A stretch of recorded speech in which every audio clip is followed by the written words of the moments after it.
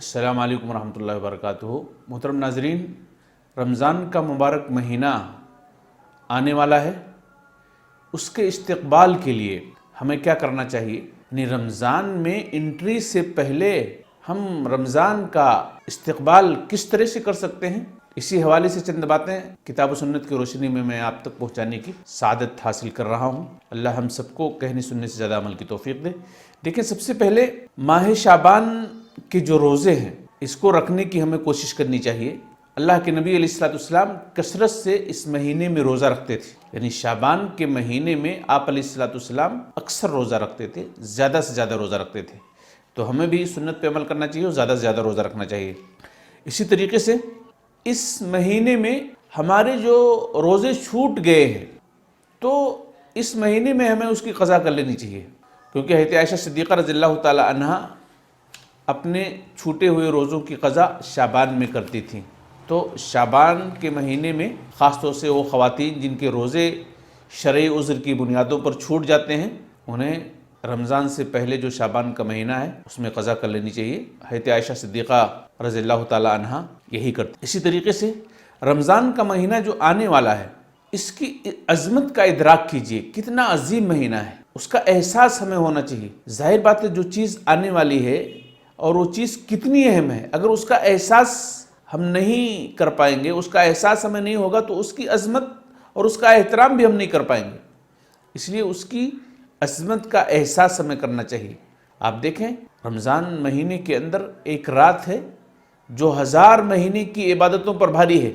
ایسا نہیں ہے کہ صرف اسی رات کی فضیلت ہے، اس رات کی فضیلت کو بتلا کر کے دراصل یہ میسج دیا گیا ہے، یہ پیغام دیا گیا ہے کہ رمضان کی راتوں کی ہر رات کی ہمیں قدر کرنی چاہیے، رمضان مہینے کی ہر رات کی ہمیں قدر کرنی چاہیے۔ اور آپ یاد رکھیں کہ اس کی فضیلت اگر آپ جاننا چاہتے ہیں، رمضان مہینے کی قدر اور اس کی عظمت کا اگر آپ احساس کرنا چاہتے ہیں تو وہ 2 آدمیوں کے واقعے کو آپ ذہن میں رکھیں کہ دور دراز علاقے سے 2 آدمی رسول اللہ صلی اللہ علیہ وسلم کے پاس آتے ہیں اور دونوں ایک ساتھ مسلمان ہوتے ہیں۔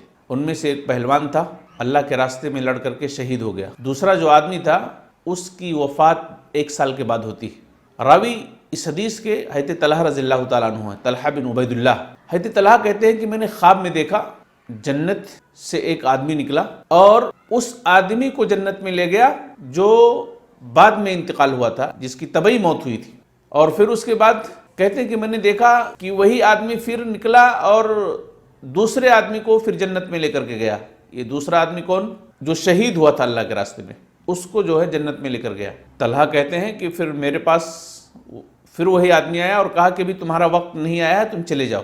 یہ خواب دیکھا اور صبح میں اللہ کے نبی علیہ الصلوۃ والسلام سے اس کا ذکر حضرت طلحہ نے کیا کہ اللہ کے رسول میں نے خواب دیکھا ہے، اس طرح کا خواب دیکھا ہے۔ صحابہ بھی بیٹھے ہوئے تھے، تعجب میں پڑ گئے کہ شہید ہونے والا آدمی بعد میں جنت میں جاتا ہے اور جو آدمی طبعی وفات پاتا ہے، طبعی موت جس کی ہوتی ہے، وہ پہلے جنت میں جاتا ہے۔ اللہ کے رسول ایسا کیسے؟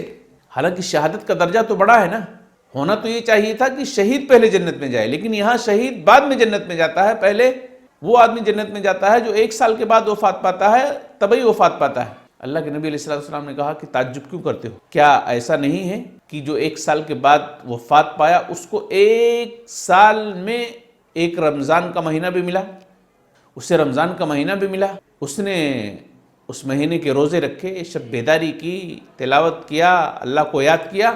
اس کی وجہ سے شہادت کا درجہ پانے والے آدمی کے مقابلے میں یہ آدمی پہلے جنت میں گیا، رمضان کی وجہ سے، رمضان کے روزوں کی وجہ سے۔ اور آپ علیہ الصلوۃ والسلام نے کہا دونوں کے اندر یعنی اجر و ثواب کے اعتبار سے اتنا فرق ہے جتنا زمین و آسمان کا فاصلہ ہے۔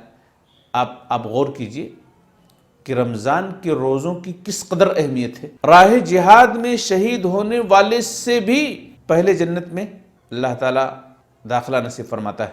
تو رمضان کے مہینے کی عظمت کا احساس کریں، اس کا ادراک کریں۔ اسی طریقے سے نمبر 4، اپنی نیتوں کو خالص کر لیں، کیونکہ شریعت کے کسی بھی حکم پر عمل کرنے کے لیے آپ کی نیت خالص ہونی چاہیے۔ ریاکاری کے طور پر آپ نماز پڑھ رہے ہیں، ریاکاری کے طور پر آپ زکوٰۃ دے رہے ہیں، ریاکاری کے طور پر آپ روزہ رکھ رہے ہیں، کیا آپ کی عبادتیں ایکسیپٹیبل ہیں؟ نہیں ہیں، بلکہ یہ عبادتیں آپ کے لیے وبال جان بن جائیں گی اگر دوسروں کو دکھلانے کی غرض سے آپ کر رہے ہیں۔ تو نیتوں کو خالص کر لیں، آپ اللہ کی رضا کے لیے ہی اس کی عبادت کریں، اللہ کی رضا ہی کے لیے روزہ رکھیں۔ آپ سماج و معاشرے میں بہت سارے ایسے لوگ ملیں گے جو اس نیت سے بھی روزہ رکھتے ہیں کہ سماج کیا کہے گا، لوگ کیا کہیں گے، خاندان والے کیا کہیں گے، دوست و احباب کیا کہیں گے، اگر ہم روزہ نہیں رکھیں گے تو ہم کو چڑھائیں گے، تانو تشنی کے الفاظ پھینکیں گے۔ تو اس نیت سے بہت سارے لوگ روزہ رکھتے ہیں۔ یاد رکھیے، اس نیت سے اگر آپ روزہ رکھتے ہیں تو آپ کا روزہ آپ کے لیے وبال جان بنے گا، ثواب کا ذریعہ نہیں بنے گا بلکہ گناہوں کا ذریعہ بن جائے گا۔ تو اس لیے نیتوں کو خالص کر لیں کہ ہمیں صرف اللہ کی رضا کے لیے کرنا ہے، دوسروں کو دکھلاوے کے لیے نہیں۔ اسی طریقے سے اور اس حوالے سے اللہ نے کہا وَمَا أُمِرُوا إِلَّا لِيَعْبُدُوا اللَّهَ مُخْلِصِينَ لَهُ الدِّينَ، اللہ کی عبادت کریں دین کو خالص کرتے ہوئے۔ اللہ کی عبادت اگر آپ کو کرنا ہے تو دین کو خالص کرتے ہوئے عبادت کریں، اپنے دلوں کو صاف کر لیں۔ نمبر 5، رمضان کا مہینہ آنے سے پہلے، رمضان مہینے کا روزہ رکھنے سے پہلے ہم اپنے دلوں کو صاف کر لیں، کیونکہ اگر آپ کا دل صاف نہیں ہوگا، آپ کا دل بغض و حسد، عناد، دشمنی، کینہ کپٹ، حسد اور جلن سے اگر بھرا ہوگا تو پھر روزہ رکھنے کا بھی فائدہ نہیں ہوگا، اس لیے کہ گناہ کے کام ہیں اور گناہ آپ کی نیکیوں کو کھا جاتی ہے۔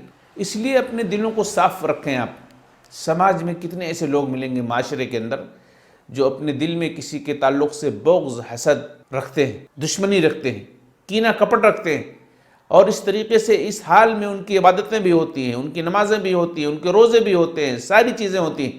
اگر آپ اپنی عبادت کی حفاظت کرنا چاہتے ہیں تو اللہ کے لیے آپ اپنے دلوں سے بغض و حسد، عناد و دشمنی کا خاتمہ کر دیں۔ آپ اسی طریقے سے رمضان کا جو مہینہ ہے نا، یہ اللہ کی طرف سے ایک نعمت ہے، اس کا شکر ادا کریں۔ کتنے ایسے لوگ جو اس سوچ میں تھے کہ اگلا رمضان جب آئے گا تو ہم خوب عبادت کریں گے، اللہ کی عبادت کر کے ہم اللہ کو راضی کر لے جائیں گے، لیکن کیا ان کو نصیب ہوا؟ رمضان کا مہینہ آنے سے پہلے وہ دنیا سے چلے گئے۔ تو اس لیے اگر آپ کو یہ مہینہ مل رہا ہے تو یہ ایک اللہ کی طرف سے بہت بڑی نعمت ہے، اس نعمت کا آپ شکریہ ادا کریں۔ کیسے شکریہ ادا کریں گے؟ اللہ کی عبادت کے ذریعے سے، اللہ کو راضی کر کے آپ شکریہ ادا کریں۔ اسی طریقے سے سابقہ گناہوں سے توبہ کر لیں۔ آپ رمضان کے اندر انٹری کرنے سے پہلے، داخل ہونے سے پہلے آپ اپنے گناہوں سے توبہ کر لیں۔ اللہ نے کہا قُلْ يَا عِبَادِيَ الَّذِينَ أَسْرَفُوا عَلَىٰ أَنفُسِهِمْ لَا تَقْنَطُوا مِن رَحْمَةِ اللَّهِ إِنَّ اللَّهَ يَغْفِرُ الذُّنُوبَ جَمِيعًا۔ اللہ تعالیٰ کہتا ہے کہ اے میرے بندو، اگر تم نے اپنی جانوں پر زیادتی کی ہے تو اللہ کی رحمت سے نا امید نہ ہو، یقیناً اللہ سارے گناہوں کو معاف فرماتا ہے۔ اسی طریقے سے نمبر 8، 40 دن تکبیر اولیٰ کے ساتھ نماز پڑھنے کی کوشش کیجیے، کیونکہ اللہ کے نبی علیہ السلام فرماتے ہیں من صلی للہ 40 یوما فی جماعت یدرک التکبیرۃ الاولیٰ کتب لہ براءتان، براءۃ من النار وبراءۃ من النفاق۔ جو شخص 40 دن تک اللہ کی رضا کے لیے تکبیر اولیٰ کے ساتھ باجماعت نماز ادا کرتا ہے، اس کے لیے 2 براتیں لکھ دی جاتی ہیں، ایک جہنم سے برات اور دوسری نفاق سے برات۔ 40 دن کی نماز تکبیر اولیٰ کے ساتھ کوئی مشکل نہیں ہے۔ پورا رمضان کا مہینہ لے لیجئے اور اس سے پہلے 10 دن کوشش کیجئے آپ، کیونکہ ہمیں اس کی تیاری کرنی ہے نا، ہمیں اس کا استقبال کرنا ہے رمضان مہینے کا۔ تو آپ 10 دن پہلے اور پورا مہینہ یہ 40 دن تک آپ کوشش کریں کہ آپ کی تکبیر اولیٰ چھوٹنے نہ پائے۔ اگر واقعی آپ کی زندگی میں چیز آ جاتی ہے تو آپ کے نصیبے کا کیا کہنا میرے بھائیوں۔ جہنم سے نجات اور نفاق سے نجات کتنی عظیم بات ہے، کتنی عظیم خوشخبری ہے محمد رسول اللہ صلی اللہ علیہ وسلم کی طرف سے۔ کوشش کریں، اور اس معاملے میں آپ سلف کے واقعات کو پڑھیں۔ آپ سعید بن مسیب رحمۃ اللہ علیہ کا قول ہے کہ 40 سال سے ان کی کوئی باجماعت نماز فوت نہیں ہوئی، یہ اللہ والے تھے،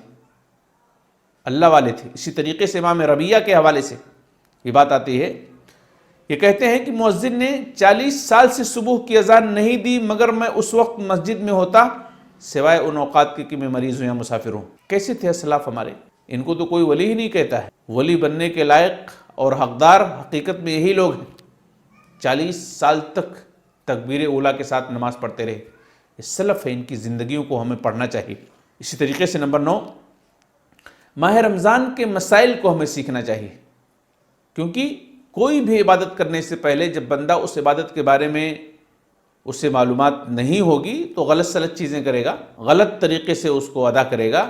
اس لیے عبادت سے پہلے اس بارے میں جو مسائل ہیں اس کا سیکھنا بہت ضروری ہے۔ دیکھیں اللہ کے نبی علیہ السلام حج کے حوالے سے فرماتے تھے کہ حج کے مسائل سیکھ لو، حج ادا کرنے سے پہلے اس کے طور طریقے سیکھ لو، نماز ادا کرنے سے پہلے نماز کے طریقے سیکھ لو، روزہ رکھنے سے پہلے بھی روزے کا طریقہ ہمیں سیکھنا چاہیے۔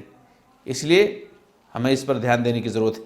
مسائل ہم سیکھتے نہیں ہیں، کسی بھی عبادت پر عمل کرنے سے پہلے ہم مسئلہ جاننے کی کوشش ہی نہیں کرتے ہیں، اس لیے ہمارے بڑے جہاں ہم کو دوڑاتے ہیں وہیں ہم اودھے منہ دوڑتے جا رہے ہیں، سر جھکا کے ہم دوڑتے جاتے ہیں۔ کیا حقیقت ہے کیا نہیں حقیقت ہے ہم کچھ سمجھنے کی کوشش ہی نہیں کرتے ہیں۔ ابھی دیکھیں شعبان 15 شعبان کے حوالے سے لوگ کیا نہیں کرتے ہیں۔ اسی طریقے سے میرے بھائیوں دعاؤں کو ہمیں اپنا معمول بنانا چاہیے۔ اللہ کے نبی علیہ السلام فرماتے ہیں من فتح له منکم باب الدعاء فتحت له ابواب الرحمہ، جس شخص کے لیے دعا کا دروازہ کھول دیا گیا، یعنی جس کو دعا کی توفیق دے دی گئی، اس کے لیے رحمت کے دروازے کھول دیے جاتے ہیں۔ اگر دعا کرنے کی وجہ سے آپ کے لیے رحمت کے دروازے کھول دیے جائیں تو اس سے بڑھ کر کے خوش نصیبی کی بات آپ کے لیے اور کیا ہو سکتی ہے۔ اسی طریقے سے میرے بھائیوں نمبر 11، نیکیوں میں رغبت کیجیے، نیکیوں کی طرف بڑھیے، مقابلہ کیجیے۔ دنیاوی چیزوں کے بارے میں ہم لوگ ایک دوسرے سے مقابلہ کرتے ہیں، نیکیوں کے حصول کے لیے مقابلہ کریں۔ صحابہ نیکیوں کے لیے مقابلہ کرتے تھے۔ وَسَارِعُوا إِلَىٰ مَغْفِرَةٍ مِّن رَبِّكُمْ وَجَنَّةٍ عَرْضُهَا السَّمَاوَاتِ وَالْأَرْضُ أُعِدَّتْ لِلْمُتَّقِينَ۔ کئی ایک جگہوں پر مختلف انداز میں اللہ نے بیان کیا ہے کہ دوڑو جنت کے حصول کے لیے، بھاگو، مقابلہ کرو۔ تو نیکیوں کے لیے ہمیں مقابلہ کرنا چاہیے۔ اسی طریقے سے نمبر 12، برائی سے ہمیں اجتناب کرنا چاہیے۔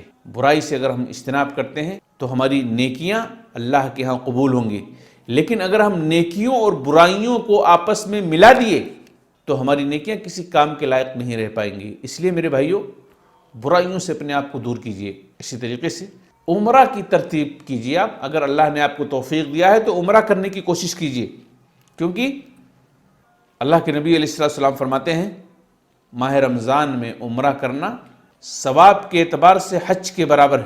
ایک اور جگہ اللہ کے نبی علیہ السلام فرماتے ہیں رمضان میں عمرہ کرنا میرے ساتھ حج کرنے کے برابر ہے۔ تو اس کی بھی کوشش کریں، جن کو اللہ نے دیا ہے، جو عمرہ کرنے کی طاقت رکھ سکتے ہیں، انہیں عمرہ کی ترتیب بنانا چاہیے۔ اسی طریقے سے نمبر 14، نظام الاوقات ترتیب دیجیے۔ رمضان سے فائدہ اٹھانے کے لیے پہلے سے منصوبہ بندی کی جائے، اور یہ معاملہ دنیاوی اعتبار سے بھی، دنیاوی کام اگر آپ کرتے ہیں تو وہی لوگ اپنے کام میں سکسیز ہوتے ہیں جو پہلے سے منصوبہ بند ہوتے ہیں۔ دینی معاملات میں تو یہ اور زیادہ ضروری ہمارے لیے، تاکہ ہم زیادہ سے زیادہ فائدہ اٹھا پائیں۔ اپنے اوقات کو، جو اللہ نے آپ کو وقت کی نعمت دی ہے، آپ کو معلوم ہونا چاہیے کہ اللہ کی طرف سے یہ بھی عظیم نعمت ہے۔ آپ کوشش کریں کہ آپ کا وقت ضائع نہ ہو، برباد نہ ہو۔ اسی طریقے سے نمبر 15، ٹیلی ویژن، انٹرنیٹ اور سوشل میڈیا وغیرہ سے دور رہیے۔ خود کو اور اپنی اولادوں کو، اپنے بچوں اور بچیوں کو رمضان کی حد تک ان تمام وسائل سے، ان تمام چیزوں سے دور رکھیں۔ انشاءاللہ اس کے مثبت اثرات بعد کی زندگیوں میں بھی انشاءاللہ مرتب ہوں گے۔ آپ اور آپ کے بچے نیک بنیں گے انشاءاللہ اگر ان ساری چیزوں میں زیادہ لت پت نہیں ہوں گے۔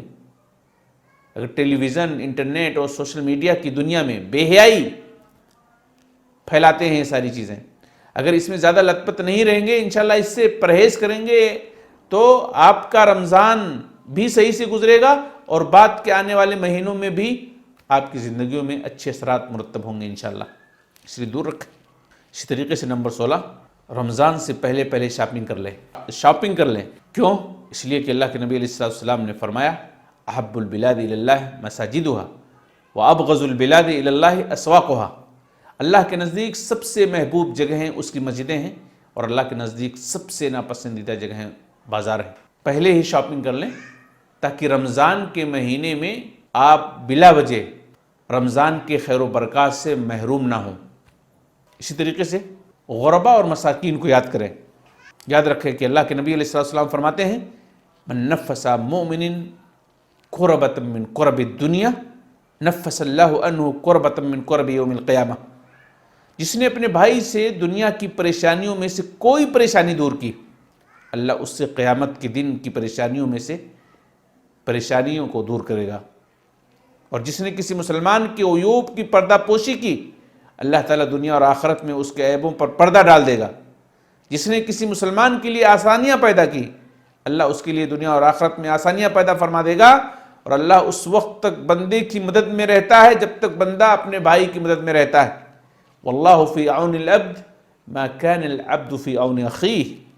محترم ناظرین، کتنے غریب ہیں سماج کے اندر، کتنے مسکین ہیں، کتنی بیوائیں ہیں، کتنے مریض حضرات ہیں جو آپ کی راہ تاکتے ہیں، جو آپ کی راہ دیکھ رہے ہیں کہ رمضان کا مہینہ آئے گا، لوگ ہیلپ کریں گے، لوگ مدد کریں گے، زکاتیں دیں گے۔ تو کوشش کریں آپ کہ آپ کے ذریعے سے غریبوں کی مدد ہو، آپ کے ذریعے سے مسکینوں کی مدد ہو۔ یقین مانیے اللہ نے آپ کو جو کچھ دیا ہے نا، اللہ نے آپ کو جو کچھ عطا کیا ہے انہی غریبوں کی وجہ سے دیا ہے۔ اگر یہ غریب نہیں ہوتے تو آپ کو اللہ تعالیٰ پیسے بھی نہیں دیتا، جس کی وجہ سے اللہ نے آپ کو پیسے والا بنایا ہے اور آپ اسی کو اس کے حق سے محروم کرتے ہیں۔